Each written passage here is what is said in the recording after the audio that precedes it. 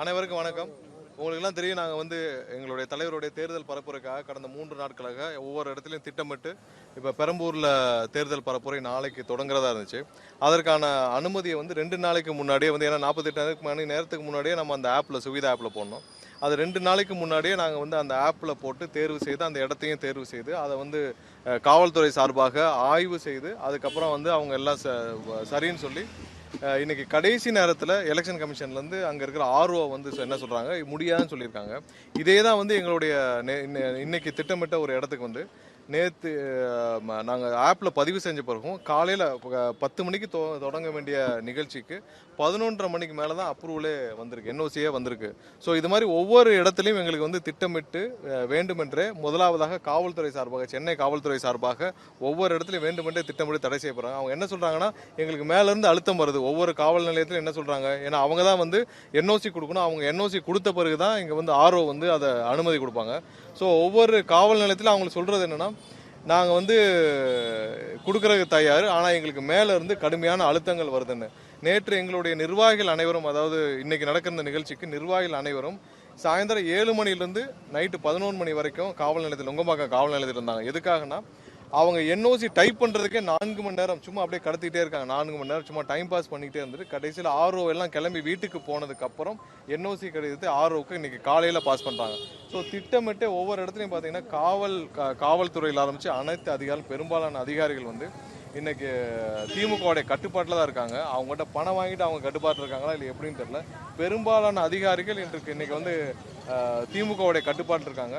இன்னைக்கு காலையில் குமரகுரு ஐஏ சொல்லியிருக்காரு, பேப்பரில் கொடுத்தாங்க. நாங்கள் பேப்பரில் கொடுத்தது என்னன்னா, தேர்தல் ஆணையத்திடம் தலைமை தேர்தல் ஆணையத்தில் அர்ச்சனா பட்நாயக் அவங்கள்ட்ட கொடுத்தது என்னன்னா, இந்த மாதிரியான பிளான் எங்களுக்கு இருக்குது. இதை வந்து நாங்கள் சுவிதா ஆப்பில் ஆல்ரெடி பதிவு செஞ்சுட்டோம். இதை உங்களுடைய ஆர்வ வந்து அங்கங்கே எங்களுக்கான ஒவ்வொரு இடத்துலையும் தடை செய்கிறாங்க. ஸோ அதை நீங்கள் இங்கேருந்து ஒரு அறிவுரை கொடுக்கணும். அவங்களுக்கு எல்லாத்துக்கும் பெரும்பாலான இடத்துல அவங்களுக்கு இதை எப்படி பண்ணணுன்னே தெரியல அப்படின்னு சொல்கிறாங்கன்னா, நாங்கள் கொடுத்ததை வந்து குமரகுரு இன்னைக்கு காலையில் என்ன சொல்லியிருக்காரு, பேப்பரில் கொடுத்ததுக்கெலாம் நாங்கள் அனுமதி கொடுக்கணும். நாங்கள் எதுவும் பேப்பரில் கொடுக்கல, எல்லாமே ஆப்பில் பதிவு செய்யப்பட்டதே. இன்னைக்கு கடைசி நேரத்தில் எல்லா இடத்துலையும் நேரில் போய் ஆய்வு செய்த பின்னரும் காவல்துறை வந்து சொல்லி இன்னைக்கு ஆர்ஓ வந்து ரிஜெக்ட் பண்ணியிருக்காங்க. இது இங்கே மட்டும் இல்லை, தமிழகம் முழுவதும் எங்களுடைய நிர்வாகிகளுக்கு அங்கங்கே அவங்க நடக்கிற ஒவ்வொரு பிரச்சாரத்துக்கும், அவங்களுடைய அலுவலகம் போகிறதுக்கும், ஒவ்வொரு இடத்துலையும் தேர்தல் அலுவலகம் போகிறதுலேருந்து எல்லா பிரச்சாரத்துக்கும் கடுமையான ஒரு அடக்குமுறையை கையாளுறாங்க. இன்னமும் பெரும்பாலான அதிகாரிகள் திமுகவுடைய கைக்கூலிகளாக தான் இருக்கிறாங்க. இதை வன்மையாக கண்டிக்கத்தக்கது. கண்டிப்பாக இந்த நிலைமை மாற வேண்டும். தேர்தல் ஆணையம் வந்து யாரெல்லாம் திமுகவுடைய கைக்கூலிகள் இருக்காங்களோ அவங்களை எல்லாம் வந்து மாற்ற நடவடிக்கை எடுக்க வேண்டும். ஏன்னா இந்த மாதிரி இருந்துட்டு எப்படி நீங்கள் எலெக்ஷனை ஃபேஸ் பண்ணுவீங்க, எப்படி எலெக்ஷனை கொண்டு போவீங்க?